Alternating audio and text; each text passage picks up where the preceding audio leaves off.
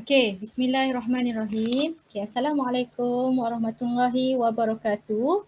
Okey, hari ni Mualimah nak kongsikan berkaitan dengan uji kaji sains yang kita terangkan tadi di dalam kelas. Okey, berkaitan dengan faktor yang mempengaruhi daya geseran. Iaitu faktor yang pertama iaitu jenis permukaan. Faktor jenis permukaan akan mempengaruhi daya geseran. Okay, jadi eksperimen kita, uji kaji kita perlukan bahan dua permukaan yang berbeza lah sebab kita nak uji permukaan. Okay, jadi antum boleh ada satu keping kain, sapu tangan, ataupun nak guna kapet rumah pun tak apa, nak guna rumput pun boleh. Apa-apa permukaan yang kasar, yang beralun ataupun tidak rata. Okey. Yang kedua adalah permukaan lantai yang licin. Guna mozaik rumah pun boleh, ataupun meja, meja yang licin pun boleh. Okey. Kalau macam situasi Mualimah ni, Mualimah guna ada dua permukaan iaitu permukaan kain dan juga permukaan meja yang licin. Okey, mesti ada dua permukaan. Itu adalah pemboleh ubah dimanipulasi. Okey, seterusnya antum ada pembaris, kita nak ukur jarak. Okey, yang kedua ada satu buku lah, maknanya guna buku sains. Okey, untuk kita nak adili lah, kita nak tolak. Pada satu garisan kita nak bagi satu tolakan, daya tolakan yang sama untuk menggerakkan objek itu, dan juga kita nak dia bermula pada satu garisan yang sama. Okey. Lepas tu alat yang seterusnya adalah objek lah. Dekat Mualimah ni kita guna objek kenderaan, mainan, kereta mainan. Okey, kalau contoh lain kejap lagi Mualimah bagi tahu.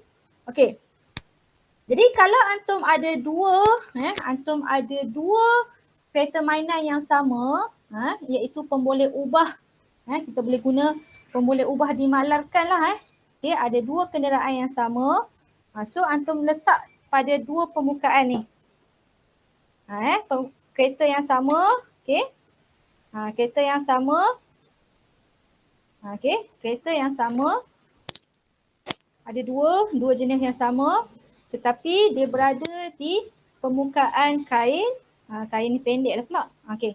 Permukaan kain dan juga permukaan meja yang licin.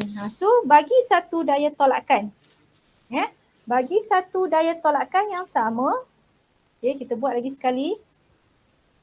Okey, bagi satu daya tolakan yang sama. Okey, nampak lepas tu antum ukur. Tangkap gambar dulu, tangkap gambar.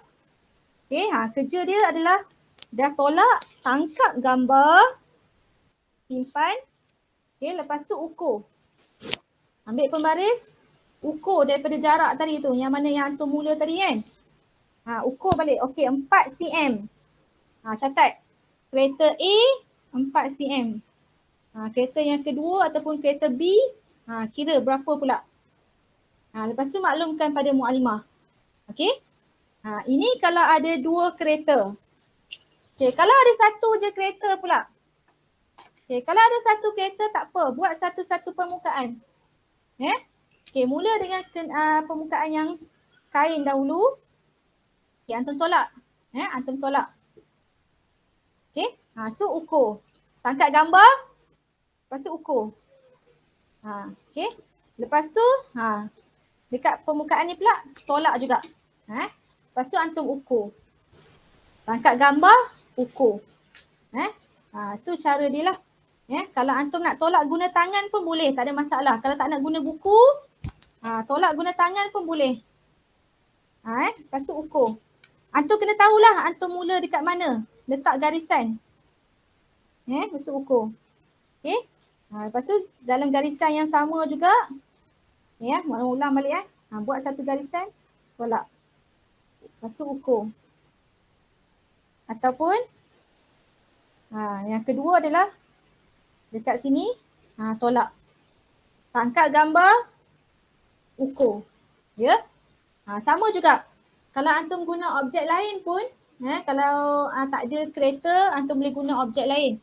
Macam bekas makanan ke, botol air ke, apa lagi, bola boleh tapi takut bola tu dia bergerak ke tempat lain. Antum carilah apa-apa lagi objek yang antum boleh guna, kotak ke apa ke, yang antum boleh buat tolakan pada dua permukaan yang berbeza.